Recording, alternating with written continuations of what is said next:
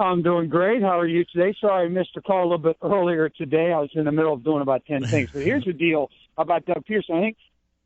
I don't think anybody's really worried about losing Doug Pederson. I think what they're worried about is the distraction, if there's going to be any distraction from Doug Pederson from doing his job. That's the only thing. You know, the NFL has that rule that nobody obeys that says until a team's eliminated, you can't call their coaches and do all that thing. And now we find out that not only did the Eagles hire Doug Pederson, but it looks like Pederson already has a defensive coordinator, and he's lined up a couple of offensive coordinators. So it's, you know, is he distracted? Is it going to matter? Andy calls most of the plays, but Pederson does have a lot to do with the game planning and the red zone offense. So the fans here don't care what happens at the moment. All they want to do is win a football game on Saturday and then just try to keep on going, because we don't get in this spot very often around here. Yeah, first win in 22 years for them. Now, you said something interesting about his role. What is his role? Because it seems that Andy calls most of the plays, but we've kind of heard that every once in a while Andy kind of feels like he'll get in a rut and just kind of say, hey, you take over because I'm getting a little monotonous here. Like, what is Doug's role? Why is he important to that team? That was pretty interesting, because that was the first time Andy Reid, since he's been here, has ever really mentioned Doug, and that sometimes he got stale, and that, you know, that Andy got stale, and he just turned to, here, Doug, take it. I'm calling all the wrong plays. I'm running right into their defense that they're calling. Take over for a while. And he only started that a couple of weeks ago, so I'm wondering if the Eagles have started reaching out to Andy at that point, and so he started to get Doug's name out there a little bit. But his only deal is to take over for Andy when Andy wants him to call something different or just look at it with different eyes. And he also takes care of the red zone offense. But you know as well as I do, if and, you know, when he takes over full-time with the Eagles, that I think he'll be like Andy. I think he's going to take over. He's going to call the plays. He'll have somebody he has under as an offensive coordinator. He'll probably have basically the same role he does with Andy Reid. Frank Boal covers the Chiefs, 810, NBC, Kansas City. When you cover the coordinators and hear Doug talk, I mean, does he give you much? Is he an Andy type of guy? Doesn't give you much, not very emotional? Do you get the sense that he is, you know, very much cut from the Reid cloth? Yeah, he sort of is. I think most NFL coaches are pretty guarded. I think this NFL team with Andy Reid has been very open about injuries and things, but they don't really give you X's and O's. You know, you can't. And really, you know, we're all looking for something like that, but they really can't. It was like Belichick said the other day, you just want me to Xerox off the game plan and give it to you so you can give it to Kansas City?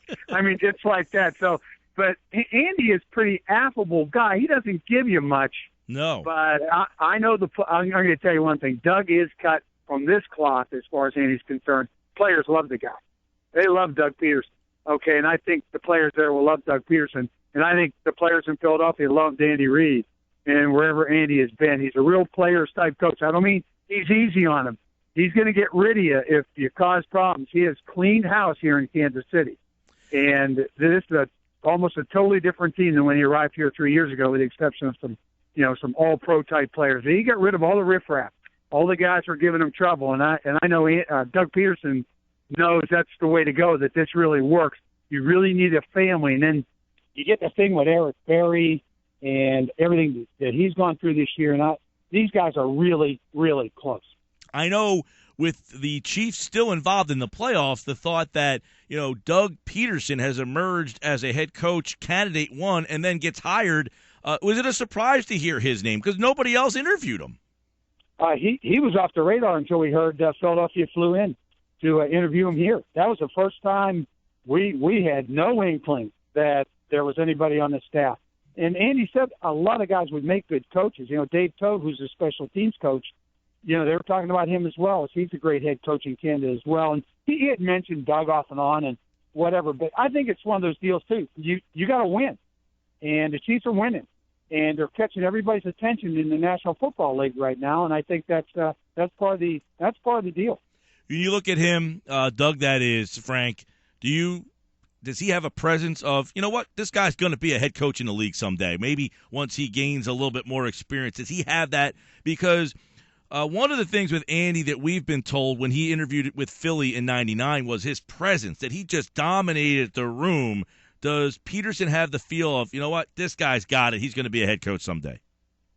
To a certain point. I'm not sure how Andy interviewed all those years ago when he got his first head coaching job, but I think he impressed the Eagles enough, and I think the Eagles went a little bit on Andy's recommendation too, that this guy could be the real deal. And you tried the other guy, Chip Kelly, and I'm not saying it was a total disaster. He did get some offense going, but it just didn't quite work out. He just didn't quite fit, and I think Doug Pederson fits. Now I know the Eagles fans wanted somebody a little bit more pizzazz, maybe a bigger name, maybe a Mike Shanahan, or they talked about Coughlin, which I thought was crazy talk. I don't know what that was about, but I think he impressed the Eagles enough, and after having Andy's recommendation, I think that's why they went that way. I think they just wanted to get back to a guy who relates to the players, can bring the team together, and get them set around and going on the right foot. Andy, a popular guy down there? Has he been a popular guy in his 3 years? Oh, God, they love him here. They just love him. The fans love him. He's been in the playoffs 2 of his 3 years here, and the fans just they really like the guy. He's very affable. He's very fan-oriented. First thing he says after every game, I think he probably did in Philly too, just said, man, we have the greatest fans going. These people show up everywhere. There must have been 10 to 15,000 Chiefs fans in Houston last week. Wow. It was just incredible. Now, we don't think that's going to happen this week because, number one, New England's so far away, and number two, they're sort of preparing for the fact that if they could win this game, that's a big if. But then there'd be an AFC championship game involved, and maybe it's easier to get to Denver, or if Pittsburgh happens to pull it out, it would be in Kansas City. But getting over this hump here will be extremely difficult. Frank Boal with some good stuff on Doug Pederson, the new head coach of the Philadelphia Eagles. Once the Chiefs' run ends, as he said, they'll be in Foxborough. Will be one of the more entertaining games, I think, this weekend. And, Frank, we appreciate a couple minutes of your time. Hey, anytime, man.